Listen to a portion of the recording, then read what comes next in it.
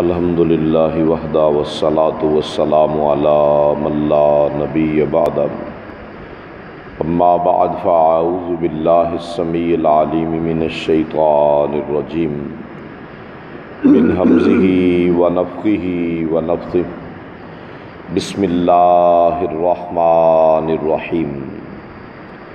ذالک امر اللہ انزلہ الیکم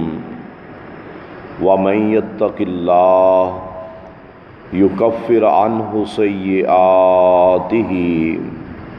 وَيُعْظِمْ لَهُ أَجْرًا۔ اور یہ احکام و مسائل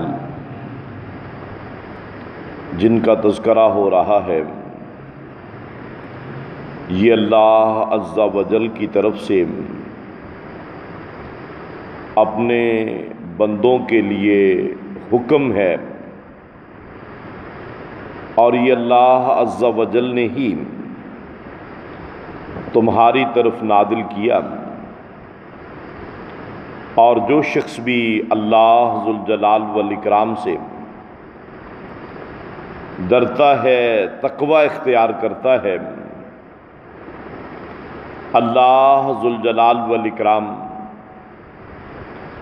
اس کی کمیاں، کوتاہیاں، خطائیں ان کو مٹا دیں گے، اور اللہ پاک اس کے لیے اس بہت بڑے اجر کو اس کے کھاتے میں لکھ دیں گے۔ سورہ الطلاق 28واں پارہ اس کی 5ویں آیت مبارکہ۔ کل آپ کے سامنے اس سے پچھلی آیت مبارکہ کے بارے میں عدت کے متعلق احکامات ذکر کیے تھے کہ وہ عورتیں جن کو طلاق ہو جاتی ہے اب ان کی عدت 3 طہر ہے، اور پھر وہ عورتیں جو چھوٹی عمر میں ہیں یا ان کو کسی بیماری کی وجہ سے یا بڑھاپے کی وجہ سے ایام کا سلسلہ ختم ہے، نہیں ہو رہا، ان کی عدت 3 مہینے ہے۔ اور پھر اسی طرح وہ عورتیں جن کے خاوند فوت ہو جائیں ان کی عدت 4 مہینے 10 دن ہے، اور اگر کوئی عورت خلا لے لیتی ہے، خاوند اس کو طلاق نہیں دیتا اور عورت کا وہاں پہ گزارا نہیں ہے، حالات مشکل ہیں، وہ بدریہ عدالت خلا لے لے، شریعت کے اندر یہ بھی جائز ہے، اس کی عدت 1 مہینہ ہے۔ اور اگر کوئی عورت حاملہ ہے، اب اس نے عدت گزارنی ہے، کیونکہ حمل کی حالت میں بھی طلاق تو ہو جاتی ہے، اب وہ خواہ اس کا خاوند فوت ہو جائے خواہ اس کو طلاق ہوئی ہے، اگر وہ عورت حاملہ ہے اب اسے وضع حمل پر اس کی عدت ختم ہو جائے گی، اب اس کا حمل جو ہے وہ چند دن کے بعد ختم ہو جائے گا، اس کا حمل جو ہے وہ 7-8 مہینے کے بعد ختم ہو جائے، یعنی حاملہ عورت کی عدت جو ہے اس کے اندر کمی بیشی ہو سکتی ہے۔ جس کا خاوند فوت ہو جائے ویسے تو 4 ماہ 10 دن ہے، اور اکثر علماء کرام یہی کہتے ہیں کہ یا تو 4 مہینے 10 دن پوری کرے یا پھر جو ہے وہ جو لمبی عدت ہے وہ پوری کرے۔ لیکن بخاری شریف کے اندر حدیث مبارکہ موجود ہے کہ ایک صحابیہ جو ہیں ان کا خاوند فوت ہوا، چند دن کے بعد وضع حمل ہوا، آپ صلی اللہ علیہ وسلم نے فرمایا کہ اب تیری عدت جو ہے وہ ختم ہو چکی ہے۔ اور پھر عدت کے بارے میں کہ جو عورت مطلقہ یعنی طلاق والی عدت یا خلا والی عدت گزار رہی ہے اس پہ کوئی پابندی نہیں ہے سوائے نکاح کے کہ وہ آگے نکاح نہیں کر سکتے۔ اور جو اپنے خاوند کی وفات کی عدت گزار رہی ہے، اب اس کے لیے اسلام نے کچھ اور بھی تھوڑی سی پابندیاں لگائی ہیں کہ وہ زیب و زینت نہیں اختیار کرے گی، میک اپ وغیرہ نہیں کرے گی، نئے اور شوخ کپڑے نہیں پہنے گی، زیور نہیں پہنے گی، بلا ضرورت گھر سے باہر نہیں جائے گی۔ ہاں اگر کوئی بہت اشد ضرورت پڑ گئی ہے پھر وہ اپنے گھر سے باہر جا سکتی ہے، اور اس ضرورت کے تحت وہ اپنے گھر کے اگر کوئی روزانہ کے کام کرنے کی ضرورت پڑتی ہے، وہ کسی جگہ پہ جاب کر رہی ہے یا اس کا کوئی ایسا معاملہ ہے اسے روزانہ جانا پڑتا ہے، وہ روزانہ بھی جا سکتی ہے کسی ضرورت کے تحت، بلا ضرورت وہ گھر سے نہیں نکلے گی۔ ہمارے ہاں عام طور پر عدت کے دوران پردے کی بڑی سختی کی جاتی ہے،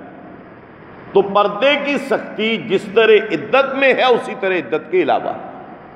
یعنی یہ نہیں کہ عدت کے حالت میں کوئی زیادہ اس کے احکامات ہیں، نہیں، پردے کے احکامات ویسے ہی زیادہ ہیں، اس کی قطعاً کوئی گنجائش نہیں ہے بے پردگی کی، نہ عدت میں نہ عدت کے علاوہ۔ اور اس کے بعد اللہ پاک نے ارشاد فرمایا ذالک امر اللہ، یہ طلاق کا طریقہ، طلاق کے احکامات جو آپ کے سامنے ذکر کیے ہیں، اللہ پاک نے فرمایا ان کو معمولی نہ سمجھنا۔ پیچھے اللہ پاک نے ذکر کیا کہ یہ حدود اللہ ہے، اور یہاں پہ ذکر کیا کہ یہ امر اللہ ہے، یعنی یہ اللہ تعالیٰ کا اپنے بندوں کو حکم ہے، اس میں اپنی مرضی نہیں شامل کرنی کہ کوئی بات نہیں طلاق ہی دینی ہے جیسے مرضی دے دے۔ فرمایا نہیں، یہ اللہ تعالیٰ کا حکم ہے، یہ اللہ تعالیٰ کی قائم کردہ حدود ہیں، ان کو پھلانگنا نہیں ہے۔ طلاق کے معاملہ میں یہ نہیں کہ آپ کہیں جی بس میں غصے میں تھا جی،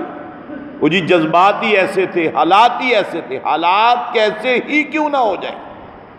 آپ کے جذبات کتنے ہی زیادہ بلند کیوں نہ ہو جائیں، لیکن شریعت کی قائم کردہ حدود کو ہم نے جو ہے وہ پھلانگنا نہیں ہے اور ان کو توڑنا نہیں ہے۔ طلاق کے معاملہ میں بھی جو احکامات اسلام نے دیے ہیں، جن کا ذکر کچھ کا پیچھے کیا جا چکا ہے، اور چند احکامات کا ذکر اگلی آیات میں آئے گا، فرمایا ان کو قطعاً جو ہے وہ تم نے پامال نہیں کرنا۔ فرمایا کہ انزلہ الیکم، اندازہ لگائیے کہ یہ اللہ تعالیٰ نے بڑے اہتمام کے ساتھ قرآنی آیات کی صورت میں، احادیث کی صورت میں تمہارے لیے نازل کیا ہے، یہ ویسے ہی نہیں کہ چلتے چلتے کوئی بات کہہ دی ہے۔ فرمایا وَمَن یتق اللہ، اور یہ بھی دیکھیے کہ اللہ ذوالجلال والاکرام نکاح کے موقع پہ پڑھی جانے والی آیات میں بھی بار بار تقوی کی تلقین، اور یہاں پر اب طلاق کا معاملہ ہے، تقوی کی جتنی آیات اور جتنے فضائل اور مناقب والی آیات ہیں، اگر آپ کہیں کہ ان میں سے 80% سے زائد آیتیں اللہ تعالیٰ نے اسی طلاق کے احکامات کو ذکر کرتے ہوئے ذکر کی ہیں۔ آپ سن رہے ہیں کہ بار بار آ رہا ہے وَمَن یتق اللہ، جو کوئی بھی اللہ ذوالجلال والاکرام سے جو ہے وہ ڈر جاتا ہے، تقوی اختیار کرتا ہے۔ اب تقوی کا معنی کیا ہے؟ کہ اللہ تعالیٰ کی نافرمانی سے بچنا ہے، اللہ رب العالمین کے احکامات کو بجا لانا ہے، اور اس کے مطابق جو ہے وہ اپنی زندگی گزارنی ہے، اور یہی اللہ ذوالجلال والاکرام نے فرمایا ہے۔ اور اس سے پہلے بھی اللہ پاک نے ارشاد فرمایا کہ وَمَن یتق اللہ یجعل لہ مخرجا وَیرزقہ من حیث لا یحتسب، یعنی اللہ رب العالمین اس کے اس سے پہلے بھی ذکر کر چکے ہیں وَاتَّقُوا اللَّهَ رَبَّكُمْ، اور اسی طرح اب پھر اللہ پاک نے فرمایا وَمَن یتق اللہ یجعل لہ من امرہ یسرا۔ اب گھبرانا نہیں ہے کہ طلاق ہو گئی ہے جی، اتنے اخراجات ہوئے تھے، اب خاندانوں کے اندر کیا ہوگا، معاشرے کے اندر کیا ہوگا، بندہ اب پریشان ہو جاتا ہے۔ فرمایا نہیں، گھبرانا نہیں ہے، بلکہ یجعل لہ من امرہ یسرا، بہت جلد اللہ رب العالمین تمہارے لیے بڑی آسانیاں پیدا کر دیں گے۔ اور اگلی بات وَمَن یتق اللہ یکفر عنہ سیئاتہ، اللہ پاک نے فرمایا یہ معاملات جو ہوئے ہیں، ممکن ہے ان میں خاوند کی طرف سے کوئی زیادتی ہو گئی ہو، بیوی کی طرف سے کوئی زیادتیاں ہو گئی ہوں، اور اس معاملے میں ممکن ہے آپ نے اپنی سوچ کے مطابق بالکل ٹھیک کیا ہو، لیکن وہ آپ کا معاملہ درست نہ ہو، لیکن اب چونکہ یہ شریعت نے ایک اجازت دی ہے، لہذا اب یہ طے ہو گیا ہے، اب تم نے اللہ تعالیٰ کی اطاعت اور فرما برداری کرنی ہے، اللہ تعالیٰ یکفر عنہ سیئاتہ، اگر اللہ کی حدود کی تم پاسداری کرو گے، اللہ کے حکموں کے مطابق چلنے کا عہد کرو گے، تو اللہ رب العالمین باوجود اس کے کہ تم سے کوئی غلطی ہوئی ہے، اگر تمہارے دل کے اندر اطاعت الہی کا جذبہ اب بھی موجود ہے، اللہ کی نافرمانی کا خوف اب بھی موجود ہے، اللہ پاک نے فرمایا اللہ تعالیٰ تمہاری خطاؤں کو معاف کر دیں گے، وَيُعْظِمْ لَهُ أَجْرًا، اور اللہ پاک تمہارے لیے اپنے اجر کو، اپنے ثواب کو، اپنے انعامات کو بہت زیادہ بڑھا دیں گے۔ وَمَا عَلَيْنَا إِلَّا الْبَلَاغُ الْمُبِينُ۔